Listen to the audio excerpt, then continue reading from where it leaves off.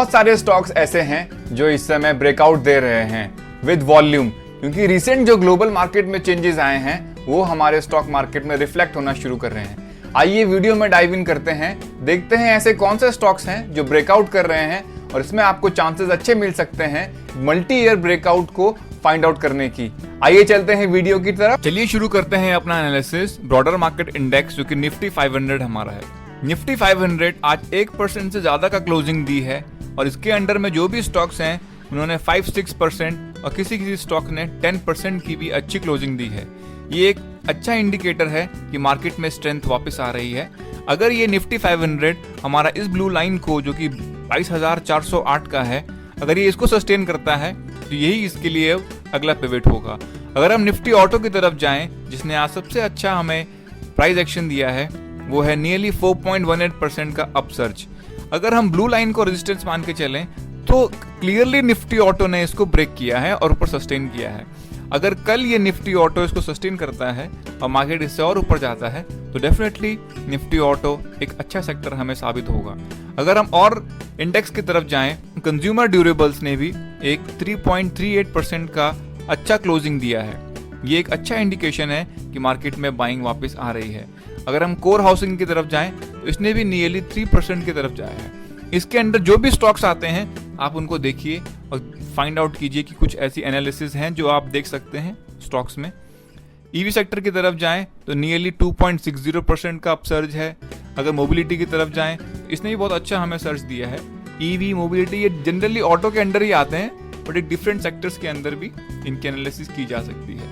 अगर आप रूरल में देखेंगे तो यहाँ भी एक काफी अच्छा अपसर्ज आया है। अगर हम निफ्टी मेटल की तरफ देखें तो इसने भी एक आज अच्छी 1.86% का क्लोजिंग दिया है, जो कि बहुत अच्छा है। अगर आप देखें मिड कैप में भी आज नियरली 1.20% का अपसर्ज आया है, जो कि एक इंडिकेशन एक और दिखाता है कि जो स्मॉल कैप के हमारे और मिड कैप के स्टॉक्स हैं उनके अंदर भी बाइंग आ रही है। अगर ये रैली सस्टेन करती है कल अच्छे वॉल्यूम के साथ तो मार्केट में डेफिनेटली हमें आने वाले दिनों में बाइंग दिख सकती है। अगर हम फाइनेंस की तरफ जाएं तो फाइनेंस ने भी आज एक अच्छा अपसर्ज दिया है नियरली 1% का। भले ही ये खुलने के बाद नीचे हमारा बंद हुआ, बट एक अच्छा मोमेंटम से ये हमारे आगे जा रहा है। अब देखना है कि ये इसको किस तरीके से आगे डेवलप करता है। अगर हम यूएस मार्केट को देखें तो ये भी अपने ऑल टाइम हाई पर है और इसमें भी एक करेक्शन आने के चांसेस हैं। अब चलते हैं स्टॉक्स की तरफ। स्टॉक्स में जाने से पहले मैं आपको बता दूं, ये कोई बाइंग या सेलिंग टिप्स नहीं है, ये सिर्फ एक एनालिसिस वीडियो है चार्ट पैटर्न्स के बेस पे।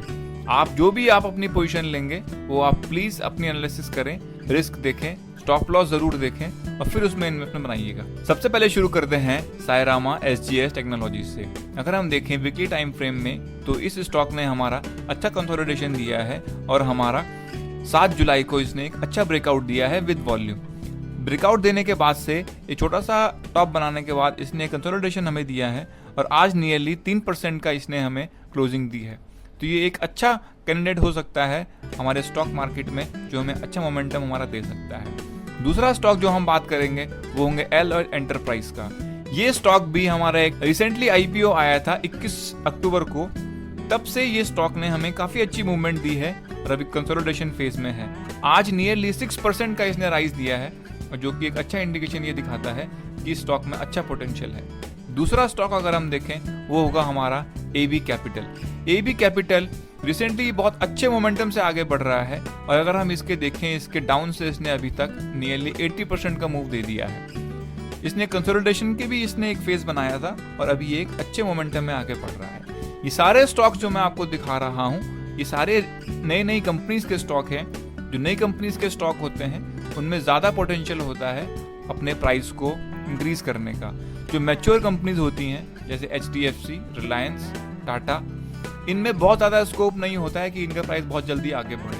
इसीलिए आप छोटी कंपनीज में इन्वेस्ट करिए, ये आपको अच्छा पोटेंशियल देंगी आपके प्राइस को इंक्रीज होने।